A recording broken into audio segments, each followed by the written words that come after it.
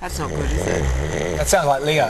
Is that a familiar sound at your place? Yeah, it sounds like Leo. Does it? Yeah. Snoring. He's a bit of a snorer. See, snoring, we can joke about it, but it's actually pretty serious. It affects 1.5 million Australians, and it increases the range of health issues that you may have, including stroke, congestive heart failure, coronary heart disease. These are pretty serious things it leads to. But there is hope. There is now a range of new breakthrough treatments available to stop your snoring and help save your marriage. Dr. Mark Levi is from the Sleep and Snore Centre. He joins us now. Dr. Levi, you're a sleep expert, but you also suffered your own snoring problem, didn't you?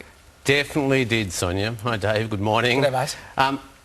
12 years ago, wife said, fix that snoring or get out. Right. Does that sound familiar in the marketplace today? It certainly does. I'll tell you what, does. does that sound familiar?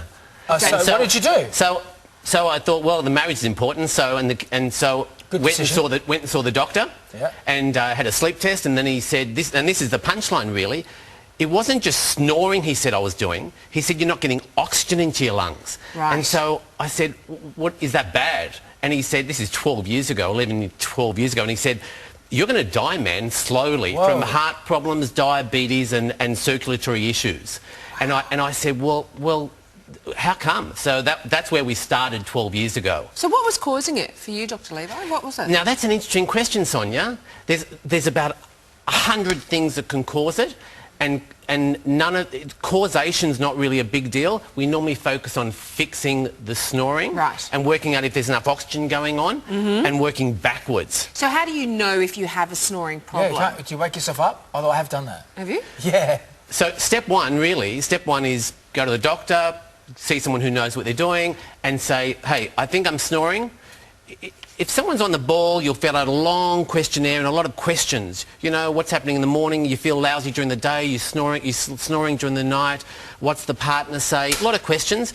Have a sleep test. And there's a lot of ways to go about a sleep test. You can have them in the hospital. You can have them at home. There's complicated ones, simple ones. There's some scary ones that people balk at. A lot of the guys balk at the scary ones. Why? What's so scary for the guys? Scary ones. What is there digits of what's going on? Well, I mean, hey, they put you in a room, Yes. and they wire you up from top to bottom. And I've had about 5 of those. They're really cool, I think. Yeah. But if you're not used to that, that's pretty scary stuff. Yeah. And so you need to know. Here's the bottom line.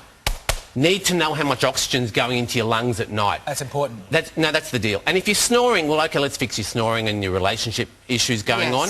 But if you're not getting oxygen, we really have to focus on the medical stuff. And Sonia, it's going to be it's the 3rd biggest public health problem out there right now today. Is that because we've got too much weight on as a society?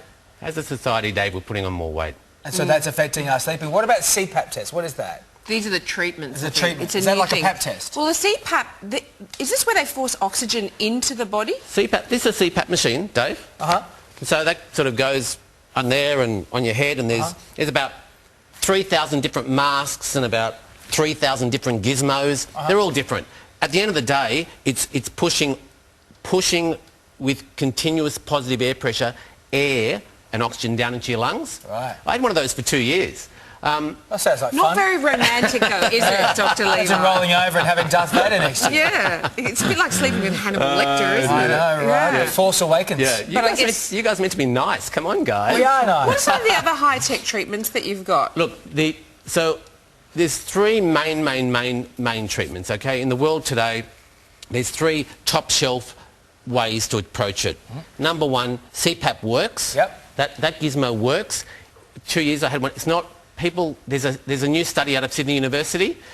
60% of people stop wearing it after 1 year. Right.